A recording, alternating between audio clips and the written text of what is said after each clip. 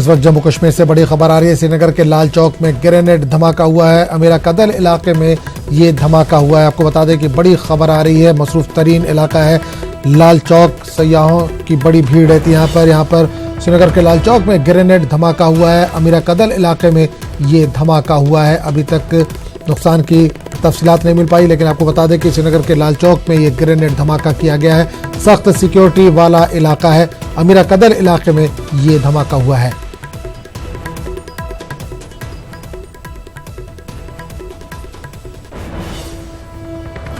तो इस पूरे मामले पर बात करने के लिए हम रुख करेंगे श्रीनगर का, जहां समाचार संबंधी परवेज भट्ट इस वक्त जुड़े। परवेज, लाल चौक में ग्रेनेड धमाके की इतला मिल रही है, क्या ताजा अपडेट है आपके पास इस वक्त? जी आजम, बिल्कुल सही है। ये ग्रेनेड धमाका जो है कभी कुछ देर पहले यहाँ जो गनी खन एरिया है हरीश के हाई स्ट्रीट पे, बिल्कुल लाल चौक के मरकज में है। ये यहाँ पे काफी भीड़ भाड़ रहती है। यहाँ पे ये ग्रेनेड दागा गया है और बताया जाता है कि अभी तक इस ग्रेनेड में जो है 11 अफराद जो हैं, 11 सिविलियन जो हैं वो जख्मी हो गए हैं इसमें, जिनमें से 3 की हालत जो है वो काफी नाजुक बताई जा रही है। उनको जो SMHS हॉस्पिटल है वहाँ पे रेफर कर दिया गया है इलाज मुआवजे के लिए। यहाँ पे अगर हम बात करें तो यहाँ पे जो पूरा इलाका है उसको घेरे में ले लिया गया है। सिक्योरिटी फोर्सेस की भारी तैनात यहाँ पे की गई है, भारी तैनाती, और जो आसपास के जो एरियाज हैं वहाँ पे सिक्योरिटी फोर्सेस तलाशी कार्रवाइयाँ अपनी अंजाम दे रहे हैं। यहाँ पे आपको ये बता दूं कि ये दूसरा धमाका है इसी स्पॉट पे, क्योंकि ये काफी भीड़ भाड़ वाला इलाका यहाँ पे रहता है। यहाँ पे काफी भीड़ होती है, यहाँ पे आम लोग भी आते हैं और ज्यादातर यहाँ पे देखा जाता है कि शराबी फरोश काफी ज्यादा यहाँ पे होते हैं। तो इसके चलते ये दूसरा धमाका यहाँ पे लाल चौक के बीचों बीच है। इससे पहले का जो धमाका हुआ था वो जो पिछला धमाका वो सफा कदल एरिया में कासराय में हुआ था, तो जहाँ पे सीधे तरीके से सिक्योरिटी फोर्सेस को टारगेट बनाया गया था। उसमें तकरीबन 6 के करीब जो है CRPF के अहलकार जो है वो जख्मी हुए थे। दिवाली के दिन वो धमाका हुआ था।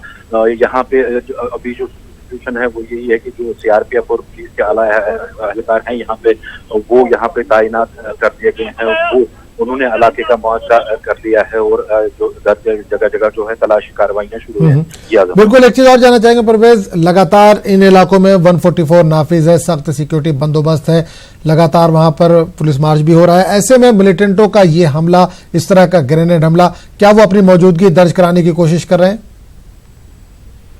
बिल्कुल आजम, जैसा हमने पिछले ग्रेनेड धमाकों में भी देखा है कि जो सिविलियन आबादी वाले ज्यादा इलाके हैं उनमें ये ग्रेनेड धमाके होते हैं और ज्यादातर कैजुअलिटीज हमने देखी वो सिविलियन की ही होती है इन धमाकों में। तो जाहिरन जो आर्टिकल 370 हटने के बाद जो सिचुएशन बनी है कश्मीर वादी में, तो उससे जाहिर तो यही जाहिर होता है कि जो मिलिटेंट्स है वो अपनी मौजूदगी का एहसास दिलाने के लिए बार बार ऐसे जो सॉफ्ट टारगेट्स हैं, सॉफ्ट टारगेट्स को वो टारगेट करते हैं, जिसमें आज का जो ग्रेनेड धमाका भी है या इससे पहले जो मुताबिक ग्रेनेड धमाके हुए या बिजबेहरा में भी एक ग्रेनेड अटैक हुआ या यहाँ सफाकदल में भी एक ग्रेनेड हुआ।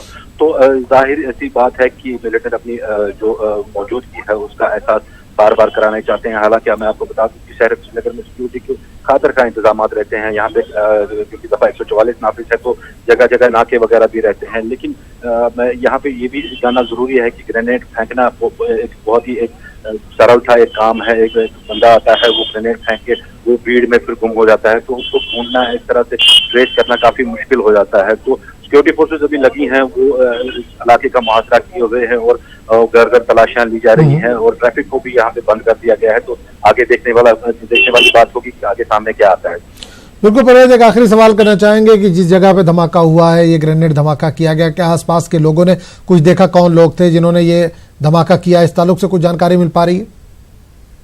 जी आजम, अभी तो ऐन शाहिदीन जो है यहाँ पे उनमें से ज्यादातर जो लोग हैं वो जख्मी हुए हैं और उनको हॉस्पिटल ले जाया गया है। हम ऐसा बताया जा रहा है कि बिल्डिंग जो है यहाँ पे उस बिल्डिंग से ये ग्रेनेड फेंका गया है, ऊपर से ये ग्रेनेड आया है और नीचे चलने वाला कोई नहीं था इसमें जिसने कि ये ग्रेनेड फेंका है। ताहम अभी पुलिस इसकी इन्वेस्टिगेशन कर रही है। हमारी DIG सेंट्रल कश्मीर बिरदी से भी बात हुई यहाँ पे, तो उन्होंने भी कहा कि अभी इन्वेस्टिगेशन की चल रही है और देखा जा रहा है कि आगे सामने क्या क्या आएगा।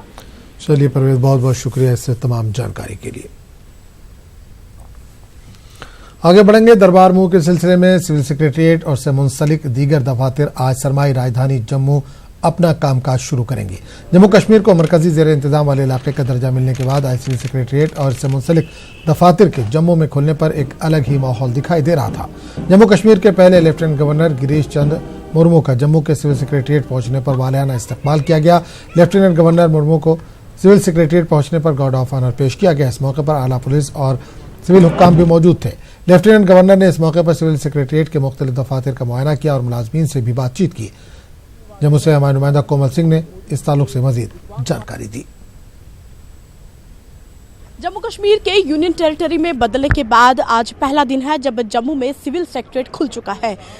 एलजी मुर्मू के गार्ड ऑफ ऑनर के बाद संपूर्ण तरीके से आज से ही जम्मू सिविल सेक्रेटरीट में सरकारी कामकाज शुरू हो जाएगा। उम्मीद की जा सकती है कि यहां पर यूनियन टेरिटरी बनने के बाद अब जम्मू कश्मीर अवाम के जितने भी काम अगर रह गए थे, जो नहीं होते थे, वो जल्द से होंगे, विकास होगा, डेवलपमेंट होगी, ये अवाम उम्मीद कर रही है।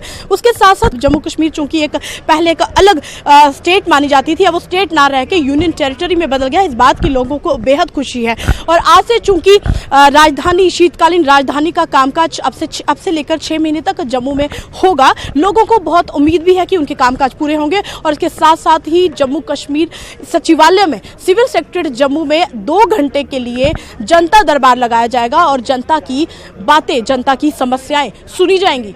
वीडियो जर्नलिस्ट चांद के साथ कोमल सिंह, न्यूज़ 18 जम्मू।